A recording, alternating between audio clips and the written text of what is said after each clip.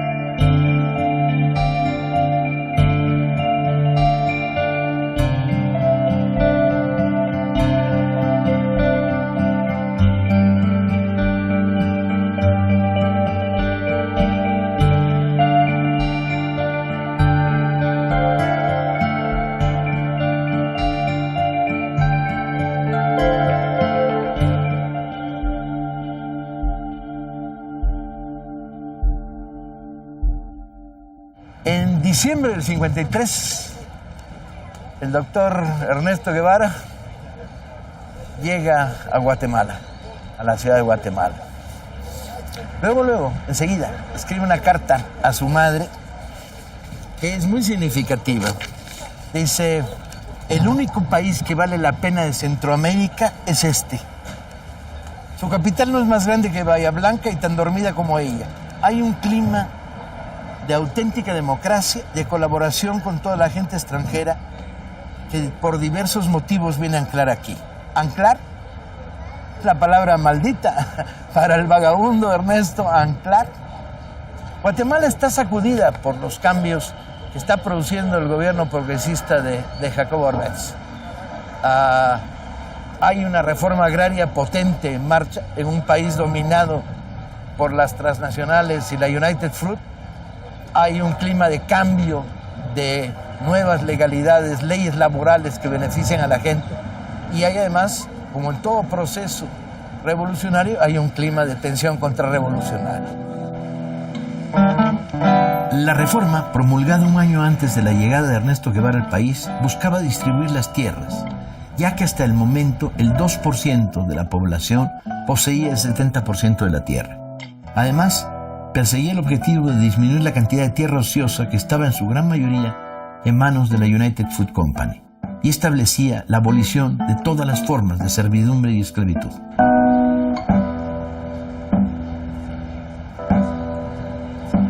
No me gustan los palacios presidenciales. Parece como si adentro viviera Drácula. Observa. ¿Sí? Mansiones desprovistas de calor humano, ¿no? Muchos años que este pobre país está habitado el palacio por canallas.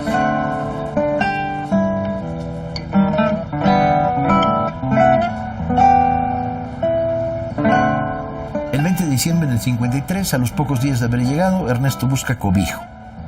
Recomendado por su amigo y compañero de viaje Ricardo Rojo, va a dar con una exilada peruana, Hilda Gadea, en medio de la melange de exilados latinoamericanos que pululan por la ciudad para que le consiga una pensión barata.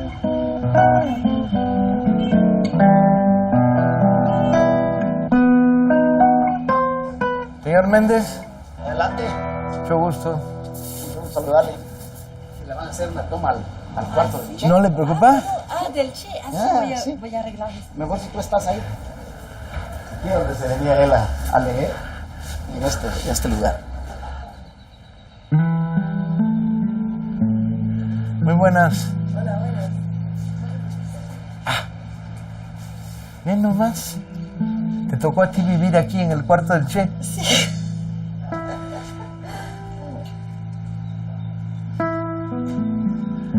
Oye, perdón por la intromisión. No problema. En los 9 meses que vivió en Guatemala, Ernesto Guevara durmió en una lista de lugares inimaginables. Muchas veces al aire libre, porque son 9 meses de penuria económica, pero de verdad. Intentó encontrar trabajo como médico muchas veces, pero se topó siempre con una actitud muy corporativa por parte de la estructura de la medicina social en Guatemala en esos momentos. Y con las cooperativas, ningún leprosario, y la ausencia de plata se volvió trágica. Pero el Che es frugal, frugal, frugal. De repente dice cosas como, con la dieta que tengo de fakir, ¿no? Y sin problemas con las medicinas, lo cual es relativamente falso, porque si en algún lugar, a lo largo de estos últimos años de vagabundeo, le pegó el asma, fue en Guatemala. Sufrió una etapa continua de ataques de asma muy, muy virulentos, por lo tanto necesitaba medicinas. ¿Y cuándo salió este libro? Hace 10 años. Y en Francia hace como 8 años. Usted conoce bien toda su vida, entonces, ¿no? Más me vale. Muchas gracias, muy amable, ¿eh? Estamos para servirle. ¿Hace mucho?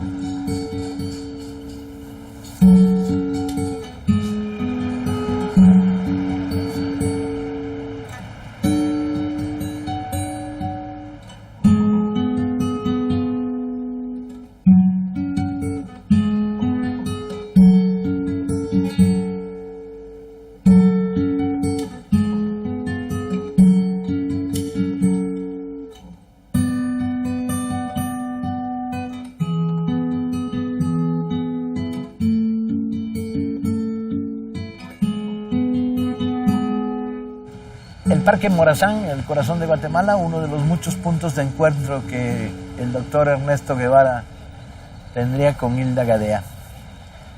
Hilda, si uno revisa las fotos de la época, era chaparrita, tenía 2 años más que Ernesto, cachetona, regordeta, ojo achinado, hija de oligarcas peruanos. Pero una parte del atractivo que Ernesto encontrará en ella es la solidez intelectual, con una cultura también muy desperdigada, muy de pescar por todos lados, como el Che, pero mucho más sólida. Se recitan uno al otro el If de Kipling, Curcio Malaparte, Mamita Yunay, las memorias de un revolucionario. Estaban embarcándose en una especie de noviazgo intelectual. Charlas, paseos por el campo, y esta desesperación de no poder encontrar nada que se parezca a un trabajo mínimamente fijo que le permita comer.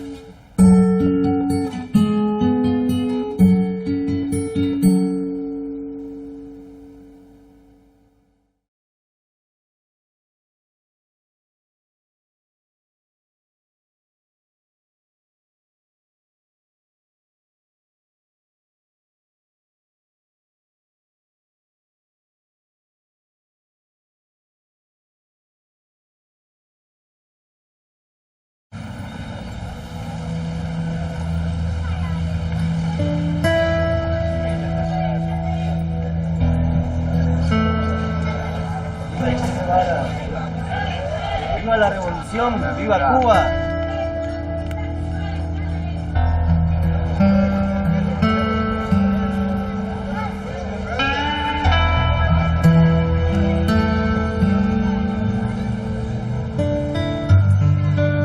En el mundillo de los exilados políticos, Ernesto hace un contacto que va a ser muy importante.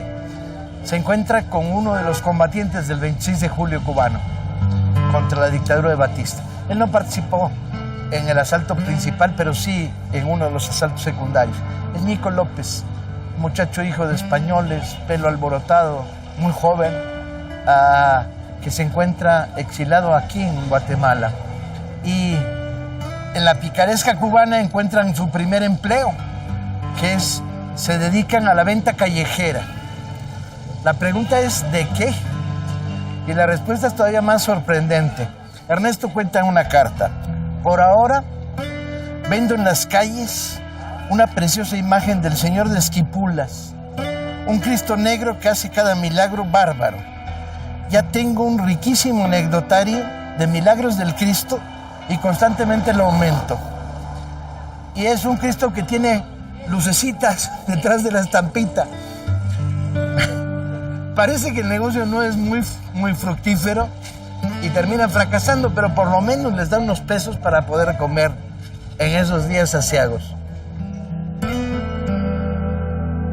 Papa y tomate, así con un montón de plátano, así 3 por 5 los aguacates, a 3 por 5.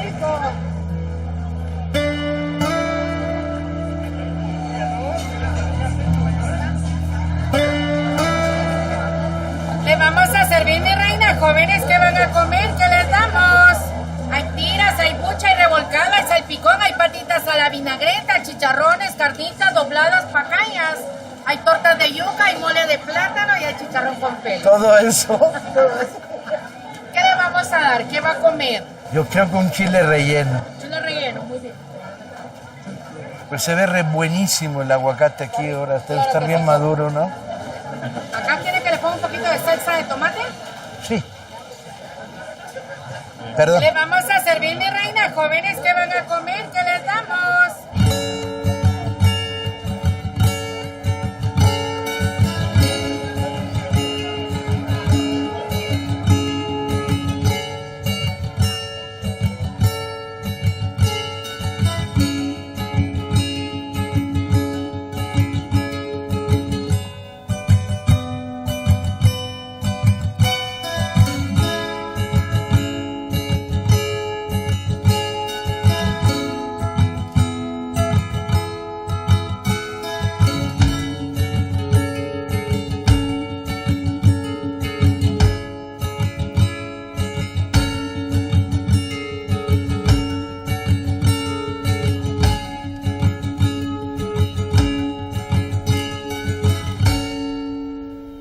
Cuénteme, usted sabe la historia mejor que yo. ¿Cómo conoció a Guevara? Al doctor Guevara en esa época. No, pero nadie le decía doctor ni lo creían. Sí. Bueno, yo trabajaba en el Instituto de Fomento de la Producción y ahí él llegó un día 27 de diciembre y traía una carta no sé de quién, de un personaje importante tal vez. Y él venía con Eduardo García Gualo. Con Gualo, sí. Con Gualo. Llegaron, entregaron la carta y Núñez mandó a llamar a Hilda Gadea, Ajá. que trabajaba ahí. Hablaron y después cuando salieron de ahí, Hilda me dijo, ve, estos amigos que acaban de llegar son argentinos, y lo conocí.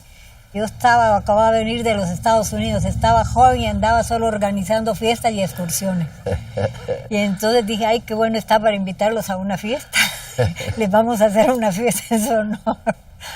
Y entonces, así empezó la amistad con fiestas.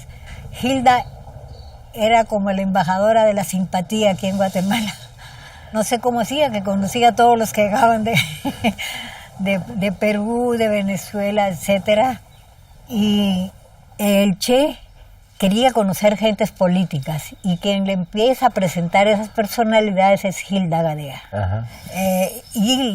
Entonces el Che oyó hablar de mi papá o Hilda le dijo, te voy a presentar a don Edelberto. Y con ese motivo en la casa hubo una fiesta. Yo lo invitaba al Che a la fiesta y el Che no sabía si venía o no. Entonces me dijo, ve, Mirna, me dijo, yo he venido a Guatemala a cosas más serias. No he venido a ver a qué fiesta voy, si con la tuya o con la de Hilda. Yo estoy para cosas más serias. Bueno, pues no vaya, le dije, si vos en definitiva ni bailás, ni sos simpático. Ni sabes bailar. Ni sabes bailar, le dije. Y al final llegó a la fiesta. Pero es divertido, porque en la fiesta fue cuando aprovechó, empezó a hablar con papá de Sandino, de esto, y hubo una escena muy linda, porque el Che amaba la poesía. Ajá. Quería mucho, y mi papá era adorador de Rubén Darío. Entonces papá le recita, le declama el poema La Argentina, que la madre del Che quería muchísimo ese poema. Y entonces el Che declama, en ese momento se acuerda de memoria un verso de Martín Fierro. Y mis amigas echándole el ojo al Che para que la sacara a bailar, ¿verdad? No, y a él que le interesaba eso. Yo que acababa de conocer a Humberto, con el hombre que amé, que me casé y tuve mis 2 hijos, Yo bailando, aprovechando que mi papá hablara de política. Hay en esa etapa el Che venía muy golpeado por los ataques de asma, pero lo ocultaba, ¿no? Sí, lo No lo ocultaba contaba. porque justamente el 31 de diciembre, que nosotros lo celebramos en grande en la casa del ingeniero, le habíamos dicho a Hilda, invitar a los 2 argentinos para que estemos alegres. Y Hilda no lo llevó. Creímos que Hilda no quería que entraran al grupo de las muchachas jóvenes de nosotros, y era que estaba con un ataque de asma muy era fuerte. con ataque. La relación de ellos es muy extraña, ¿no? Contada por el libro de Hilda, Sí. pareciera como más entrañable y contada en el diario de Ernesto, se nota una relación menos Sí. cercana de lo que parece, ¿no? Sí. Más intelectual que No, Qué amorosa, la verdad ¿no? es de que es Hilda es la que se enamora de él. Y no es criticable, porque también los hombres ¿Por solo qué tienen no? que lo que se, ¿verdad? Tenía mucho encanto ella, ¿no? Como personaje político, como Sí, no, intelectual. además Culta, paciencia, preparada. culta, conocía de literatura, te hablaba de Freud, de esto, del otro, entonces era un interlocutor maravilloso.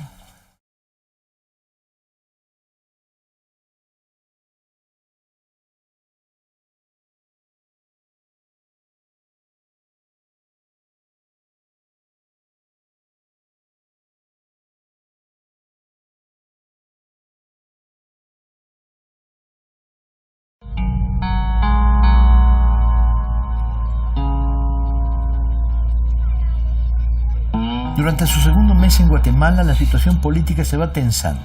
La posibilidad de un golpe de Estado crece. Se descubren conspiraciones militares apadrinadas por la United Fruit. Ernesto comienza a relacionarse con la izquierda guatemalteca.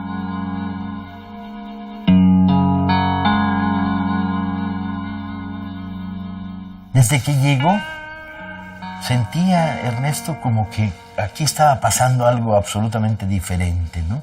Políticamente diferente. Y hay una gran empatía de él con lo que está pasando. Y eso se convierte casi enseguida en un intento por conectar con un sector de la juventud que está dentro del proceso de la revolución. Y ahí es donde entran en contacto contigo. Llegó Ernesto y ¿Cuántos años tenías? yo en ese momento tenía 23 años. Ernesto tenía 25. Sí. Pero yo quisiera rectificar algo que no desmerece en lo más mínimo en la figura del Che. Y es que sus inquietudes políticas no eran tan importantes. Yo creo que las tenía. Algo que recuerdo que no siempre lo he dicho porque se me olvida, es que como yo era comunista, no sabía nada, por supuesto, de nada. En Guatemala, a los 23 años, uno era comunista porque admiraba a la Unión Soviética, no queríamos a los Estados Unidos, eso no resulta.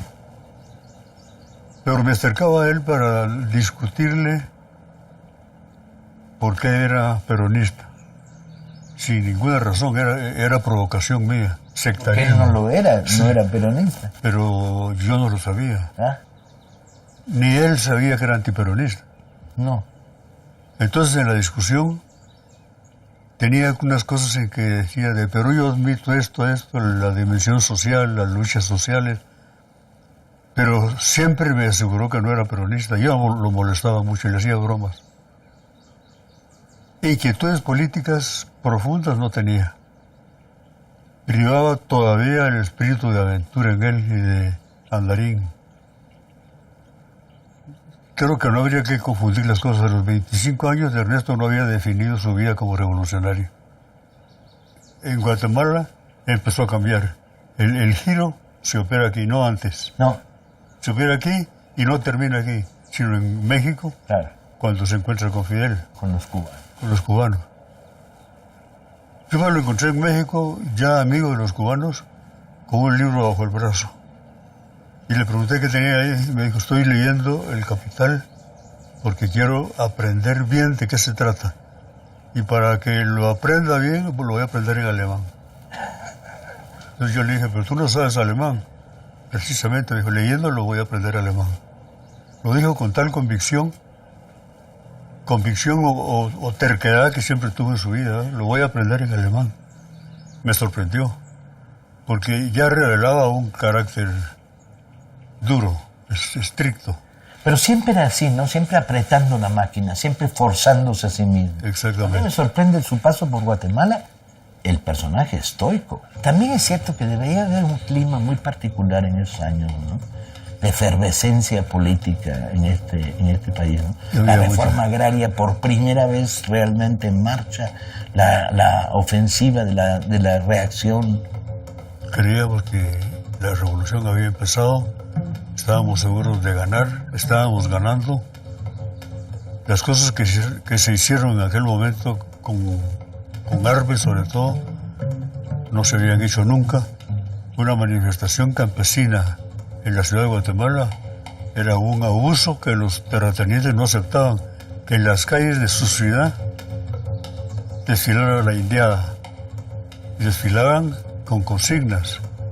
De modo que eso, por ejemplo, en este país era un acto de irrespeto político y amenaza. El miedo que siempre han tenido, no han dormido tranquilos nunca los terratenientes. El miedo que le tienen todavía los indígenas. Verlos desfilar aquí, pidiendo la tierra, entregándosela. Fueron manotadas a la cara de la burguesía, sin ninguna duda. ¿Ustedes discutían con un tablero de ajedrez por enfrente? No, jugábamos a veces ajedrez, pero lo jugaba muy bien el Che para nosotros. ¿Sí? ¿Te ganaba siempre? Siempre.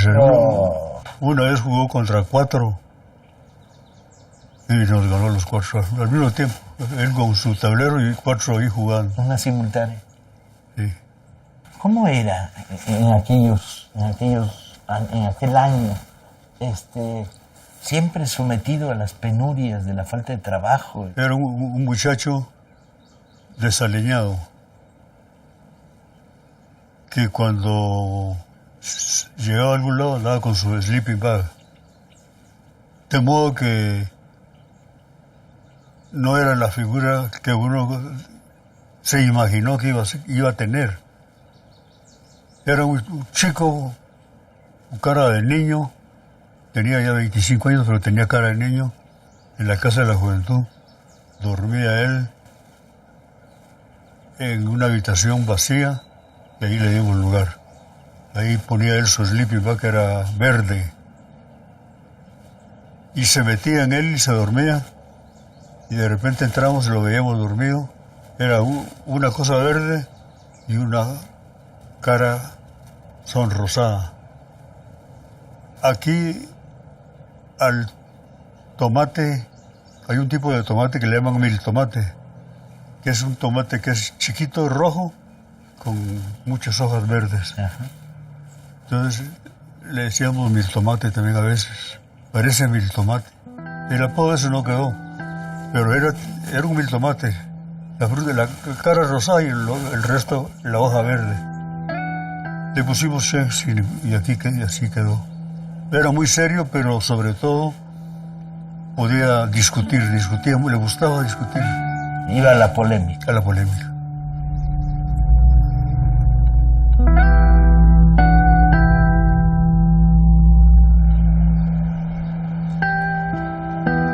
Le escribe a su tía ya en febrero: mi posición no es de ninguna manera la de un diletante hablador y nada más.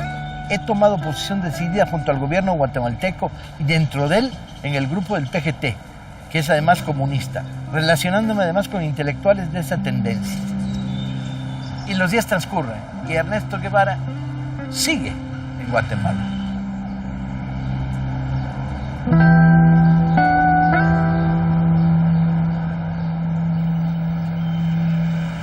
Cuando está a punto de terminarse su visa en Guatemala, decide salir para renovarla, volver a entrar renovando su visa de turista. Y entonces viaja hacia El Salvador. Él cuenta que mitad con el dedo, mitad caminando, llegó hasta El Salvador.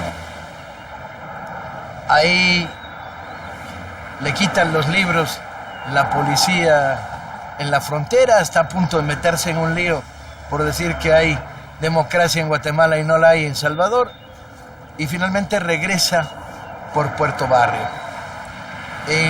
Ya en Guatemala no le queda de otra que trabajar, y lo único que encuentra es mendiga comida en un hospital, y ahí trabaja descargando toneles de alquitrán en Puerto Barrio, ganando $2.63 por 12 horas de trabajo pesado.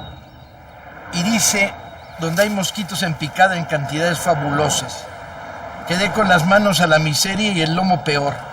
Duermo en una casa abandonada cerca de la playa.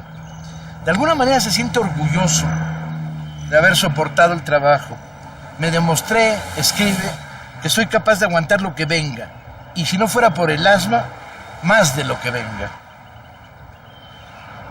Desde luego, en el viaje de regreso aprovecha para ver ruinas mayas.